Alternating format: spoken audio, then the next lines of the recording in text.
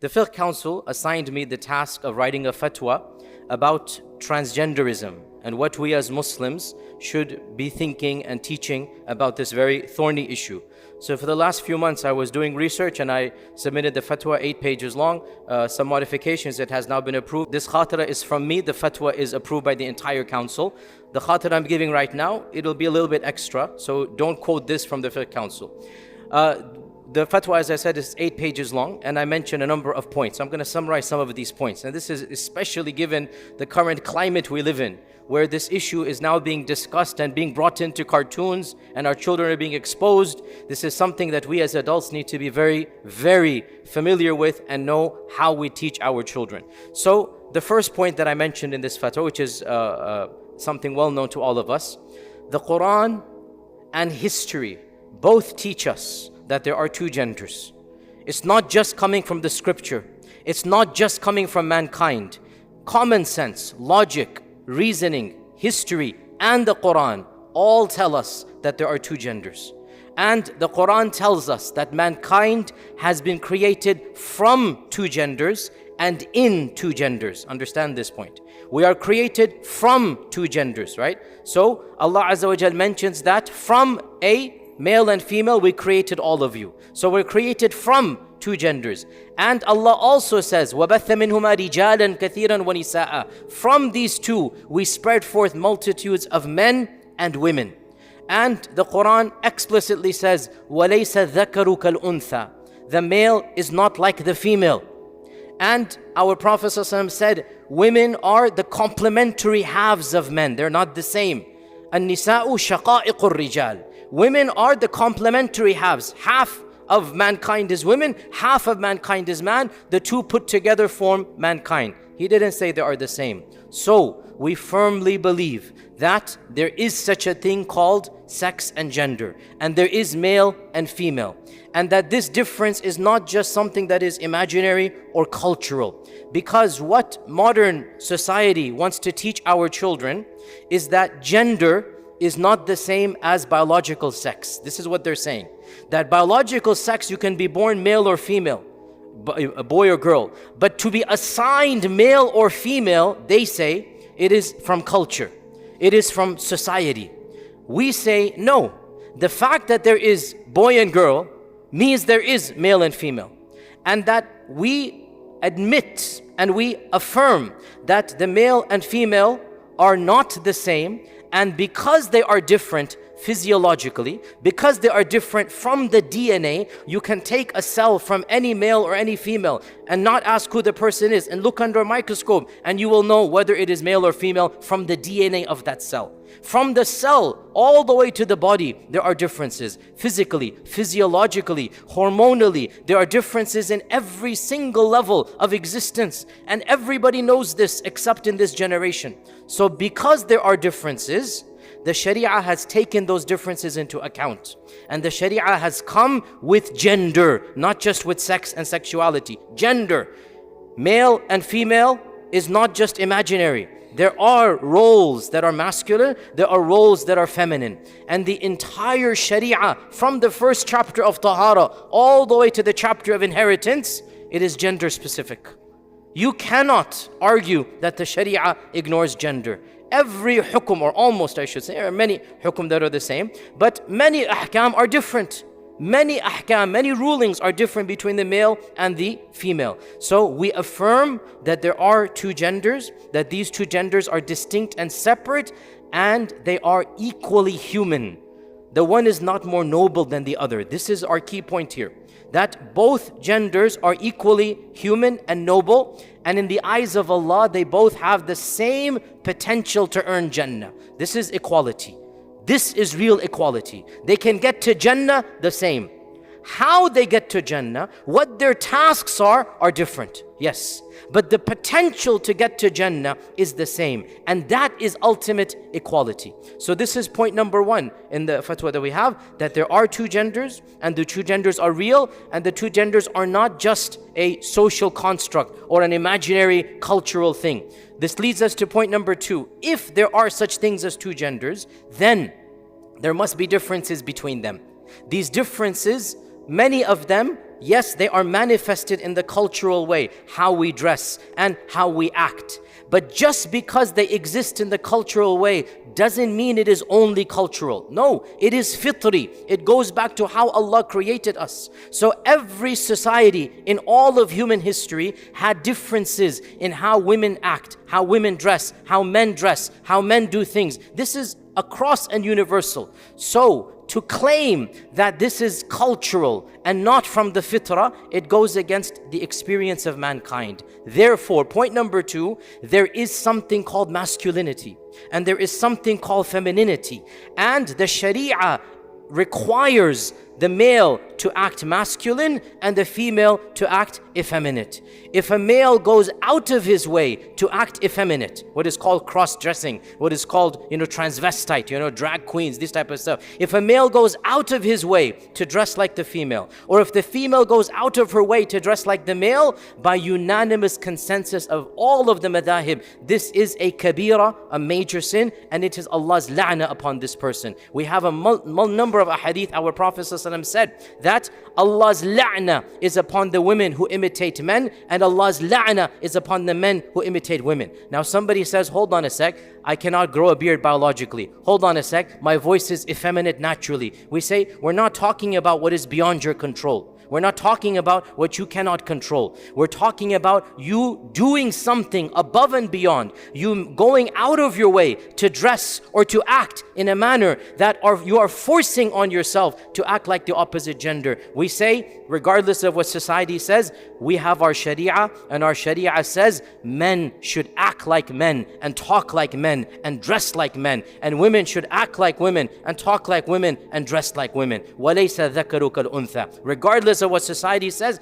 our Shari'ah has this distinction. Again, to make it very clear though, some things are beyond our control, and yes, sometimes in some cultures, what might be considered masculine is considered feminine in another culture. Small list here, very small list. And it is true, the Shari'ah might look at this small list and say, okay, in this culture, this thing might be effeminate, and in this culture, the same thing might be masculine. Agreed, but that's a small list. You cannot use this small list to negate the overall reality that men and women act differently, dress differently, and go about their lives in a different manner. And the Shari'ah requires, not encourages, requires a biological male to act in the masculine manner, and requires a biological female to act and to dress in the effeminate manner. Now again, there's a gray area, things might change a little bit in some aspects, and that's fine. But the fact that there's a little gray area doesn't change the default, which is men and women act and dress differently. So this is point number 2. Point number 3 from this is that this notion of what is called gender dysphoria. What is gender dysphoria? It is what is becoming very common now, that some people are saying that I'm a man, I'm born in the body of a man, but I'm a woman. Or somebody saying, I'm born in the body of a woman, but I'm a man.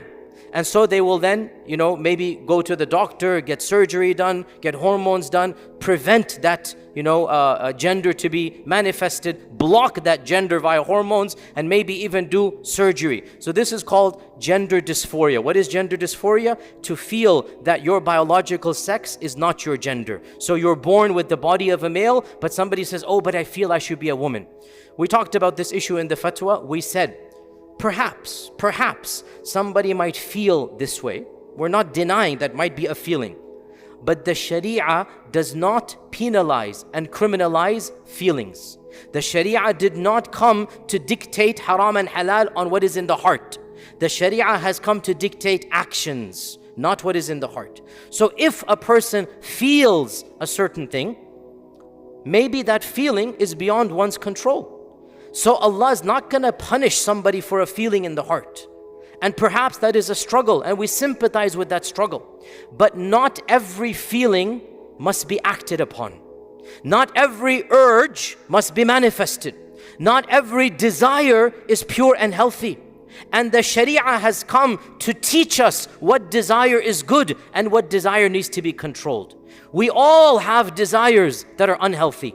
And alhamdulillah, we thank Allah if that desire is in the heart and we control it. لا يكلف الله نفسا إلا وسعها. If you get angry, you want to murder somebody, but you don't. Okay, it's not a good desire to have, but Allah's not going to punish you, right? If you want to punch somebody, but you don't. If you want to backbite, if you want to steal, if you want to take drugs, but you don't. Okay, it's not a healthy desire, but you're not going to be punished for that desire. You've controlled it, you will be rewarded for that desire. And it is possible you have the urge to do a sin and you control it, that you are better in the eyes of Allah than the one who never committed the sin, than the one who never thought of committing the sin.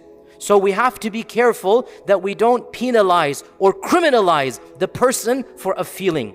Also, we said in the fatwa, why do you have to define yourself based upon a feeling? Why do you have to define yourself that I am such and such based upon a feeling? Your feelings don't define you fully. We all have feelings. We have feelings about food, about clothing, about colors, whatnot, what color I like. We don't define ourselves based upon what color I like, we don't define ourselves which cuisine I like the best. So why is this society wanting to define you based upon your sexual urge, based upon your urge to be, why? It's actually a problem to make this urge your primary identity. It is one urge out of many. And it's in your heart. We're not saying it doesn't have to exist. It might have to be beyond your control. But the Shari'ah has come to curb your desires, to control what is healthy and unhealthy, and to tell you. So we say a person might actually have gender dysphoria, might have in the heart. But the Shari'ah does not allow us to act upon that. And by fighting that urge, we gain the rewards of Allah. Just like fighting any urge that is not healthy, we gain the rewards of Allah. Based upon this, we said that by unanimous consensus of all of the fiqh councils of the world and all of the mainstream scholars, pause here, footnote, one famous non-Sunni ayatullah has a fatwa, you should be aware of it, that this is permissible. But in our mainstream Ahl Sunnah and our fiqh councils, no scholar has said this, that you can do gender reassignment surgery. We gave the fatwa by unanimous consensus of our scholars of Islam. It is not allowed to undertake any type of medical procedure that prevents your normal biological gender from being manifested and tries to persuade or convert to another gender. It is haram, and the Qur'an forbids this, that Allah says that shaitan wants to فَلَا يُغَيِّرُنَّ خَلْقَ اللَّهِ, wants to change the creation of Allah. We said that it is not allowed even to harm yourself, to cut off your hand for no reason. It's not allowed. How about to cut off your actual, organ and whatnot? A'udhu billah. This is what is called muthla or mutilation, and it is not allowed. We have to be very clear here. My body is not my body. It is the body of Allah subhanahu wa ta'ala. This is the fundamental difference between liberalism and between Islam. They say my body, my choice. We say no, might be your choice, but it's not your body. It's not your body. It is the body that Allah has given you. But by the way, that is why, for example, it is not allowed to sell your organs. It's not allowed to sell your blood. Why? The fuqaha say, because you don't own it. You don't own your organs such that you have the right to sell it. Your organs, you cannot sell your kidney. You can donate if somebody's dying. You can donate fi sabilillah, your brother, a friend, a colleague. You can donate blood, yeah, but you cannot sell your body. You cannot sell your organ because you don't own it. Allah is your Malik. Allah owns you and your body. So you have no right to transform, to mutilate, and it is haram to do so. And especially, by the way, these days, again, to say this gets one into trouble, and I know this is going to get me into trouble as well. Allah musta'an, it is what it is, but it is our responsibility to convey the truth. That these days they say that you're transphobic if you don't allow children to express their identity. Subhanallah, do some research. Listen to some experts out there. The highest rate of suicide and of the highest rates of depression that is found in society is found amongst this subcategory of children that have been forced to undergo medical procedures that changes their gender. They thought they would find happiness, but they don't find happiness. And now their gender has been changed, they cannot go back. The organ has been cut off, a'udhu billah, or the female's body has been cut off or whatever, and hormones have been blocked and her whole puberty is gone. Then when she's 25, she realizes, oh, it was a mistake. Too late. You can't do this. Our Shari'ah does not allow this. So we gave a clear fatwa. It is not allowed because it's not our body. And if the urge exists, we have to battle that urge. We also said that there is a category that we need to emphasize separately. and this category is commonly confused by the masses. This category, the medical term for it is intersex. Some call it hermaphrodite. Intersex individuals, they are less than 1% of mankind. And they are born with chromosomes that are neither XX nor XY. Okay? This is a medical, biological issue. XXY, XYY, they have a number of variations. And these individuals, generally speaking, you can't even tell that they're intersex until a test is done. But they have problems conceiving, right? The majority of them, they don't even know that there's an issue until they go to the doctor. These individuals, we said, the Shari'ah does have a special category for them. But this category is not the same as trans. It is a mistake to say intersex is trans. No, trans and transsexual is somebody who imagines, I'm a man, I want to be a woman. This is up here. Intersex individuals, their DNA is different. It's biology. It's actual physical realities that exist. Now, some intersex individuals, so 1 out of 100,000, they are born with both organs. And this is well known in history. They're called hermaphrodites, right? Some very rare individuals, they are born with both organs. Not all intersex, by the way, because intersex is a broad category. 1% of mankind is intersex. The bulk of this 1% is just something in the blood. They don't even know physically, but they cannot have children or some other issues happen. Within that 1%, also 1%. So 1 out of 100,000 people, roughly, is born. We call them hermaphrodite. What is a hermaphrodite? Some people are born with abnormalities. They have both organs, male and female. But in all of human history, there has never been a true hermaphrodite, i.e., both organs functioning, impossible medically.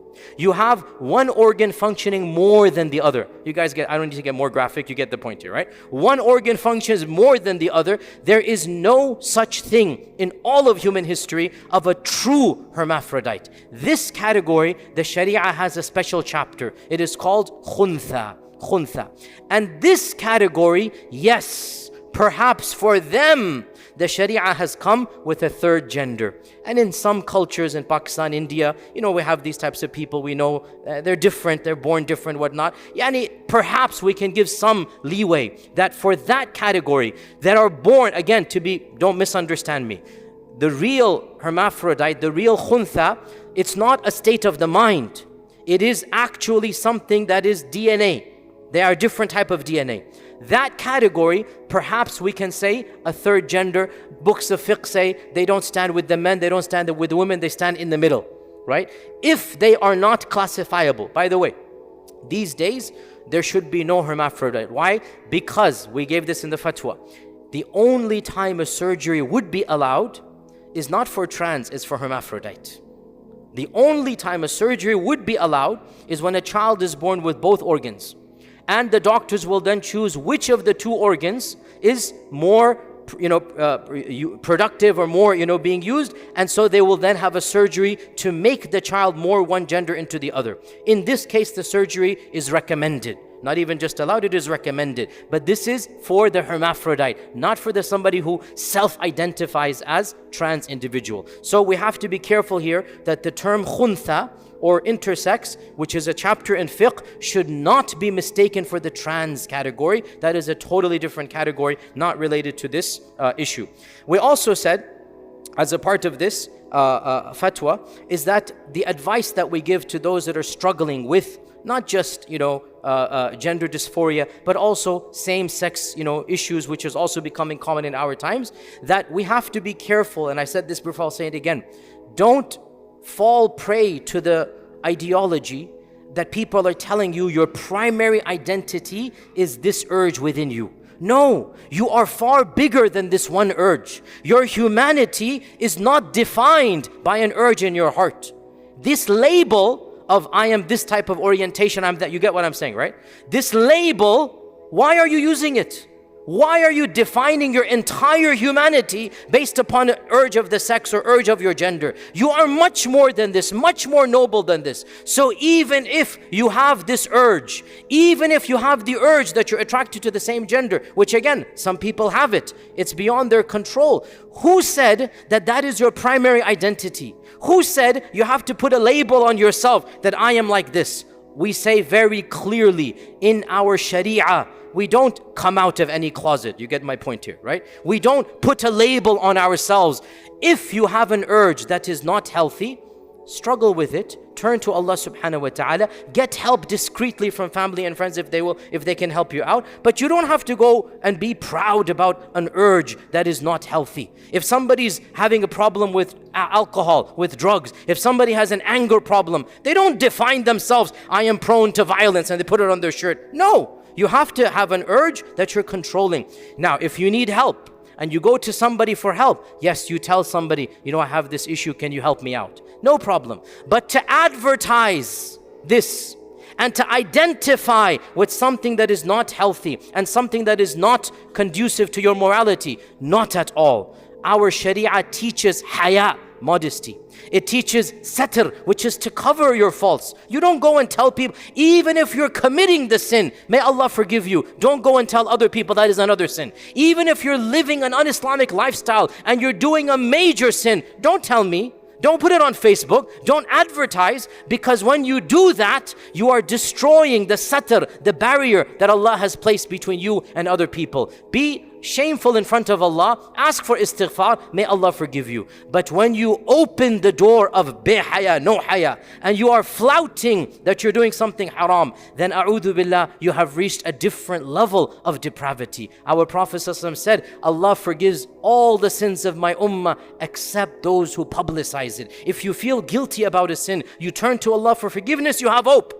But the minute you flout, the minute you become proud, I am a drug addict and I love being a drug, a'udhu billah, a'udhu billah. If you are a drug addict, if you have a problem with zina, with liwat, with anything, between you and Allah, hide it and ask Allah's forgiveness and keep on doing istighfar. But you don't go and tell other people. So we said, there is no such thing as coming out of any closet, as identifying. Now this doesn't mean you don't tell somebody who can help you. No, sometimes a drug addict needs help. They'll go to family and friends. Sometimes a person with this urge needs help. So we told, now the last part of the khutbah or the fatwa we said that if somebody comes to you wanting help, don't shame them.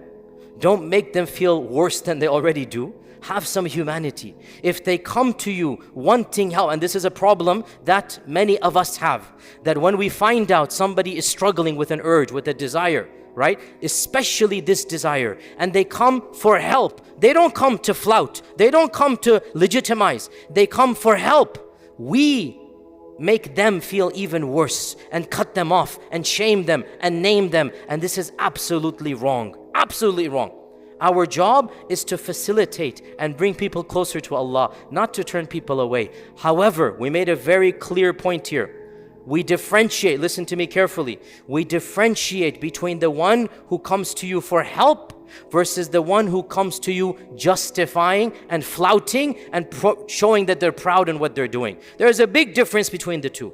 The one who comes to you for help, we show them nothing but compassion, nothing but love, nothing but wanting to help them out. Whatever we need to do, we'll help them out. And we welcome them to our masajid. Very clear, I say this. If somebody has a private sin that only they know about, they come to you for help. You know about that sin. It's none of your business to go and tell anybody else. You have no right stopping a sinner coming to the masjid. Where else should he be except the masjid? You have no right to name and shame somebody who has come to you for help. Fear Allah Azza wa Jal and help this brother or this sister. However, if somebody comes flouting, somebody comes justifying, somebody comes saying, oh, why is it haram? It should be halal and I don't care what Allah says, and openly living the lifestyle, then we don't treat that person the same as the first person. And we said very clearly in the fatwa that if a community feels, if a masjid feels that a certain individual is spreading this evil ideology in its own community,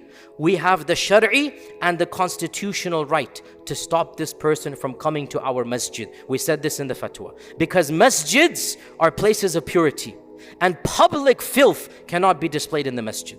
Privately, we're all sinners. I'm a sinner, you're a sinner. We don't ask private sins. Privately, we come to Allah, we ask istighfar. But somebody comes, he wants to sell drugs outside our door. Somebody comes and we know him to be a mafia and he's known to be a murderer and killer. We can't allow this person in our midst. Similarly, somebody comes and he's flouting, I have a partner, this and that, and I don't care what the Qur'an says, and he's spreading it in our masajid. No, our masajid are safe spaces. And the law of this land and our Shari'ah both tell us we cannot have such people come and spread these ideologies. Now, final point, it wasn't part of the fatwa, but it needs to be said as well because we're mentioning all of these things. Okay, for sure, we don't allow such people to spread evil amongst our masajid. What do we do though? And this is a very difficult topic and I cannot answer it fully, but we need to bring up the discussion. What do we do about individuals, politicians, who might be of our faith, they claim to be of our faith, but they have views, they have ideas that are clearly